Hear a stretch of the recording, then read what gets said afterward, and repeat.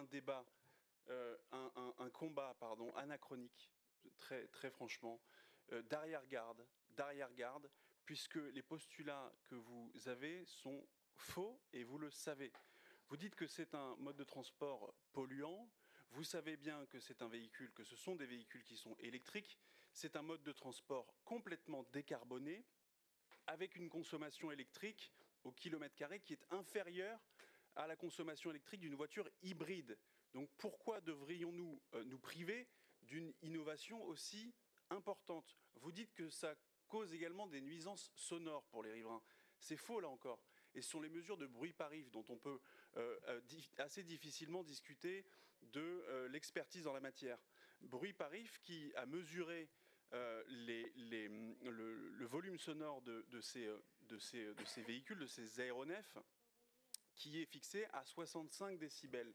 65 décibels, pour vous donner un ordre d'idée, un aspirateur, vos aspirateurs chez vous, c'est 75 à 80 décibels. Alors imaginez un aspirateur en fonctionnement à 200 ou 300 mètres au-dessus de Paris. Si ça, c'est une nuisance, donc dans ce cas-là, permettez-moi de vous dire qu'il va très vite falloir interdire les aspirateurs. Vous dites que c'est un transport de riches, ça c'est l'argument massu.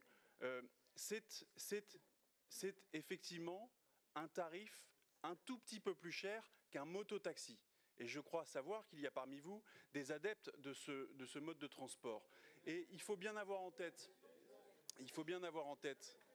que toutes les innovations, et celle-ci en est une, toutes les innovations, dans leur phase de lancement, représentent un coût qui peut effectivement s'avérer être important avant d'être accessible à tous et avant d'être démocratisé. C'est le cas par exemple de vos téléphones portables que vous avez tous dans vos poches ou vos ordinateurs qui à leur balbutiement étaient hors de prix et qui sont complètement démocratisés aujourd'hui.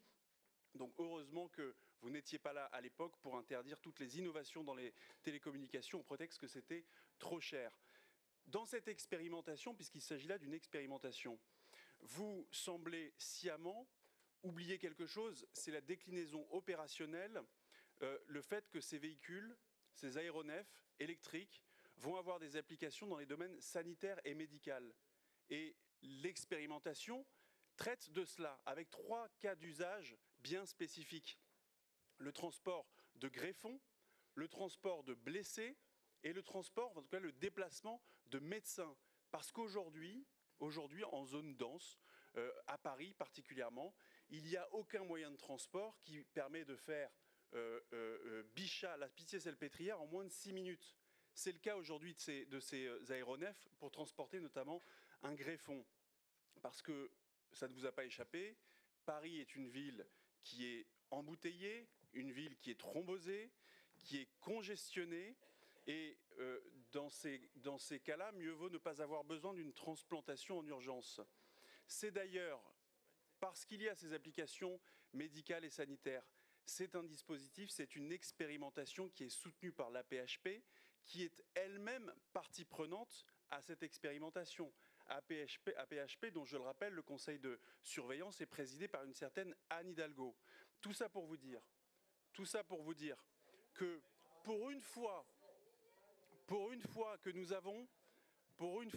avons l'occasion de voir éclore sur notre territoire, dans notre région, une innovation majeure qui est une innovation mondiale, qui va dans le sens de l'histoire et qui va dans le sens du progrès vers des mobilités complètement décarbonées, qui peut changer la donne en matière de transport aérien.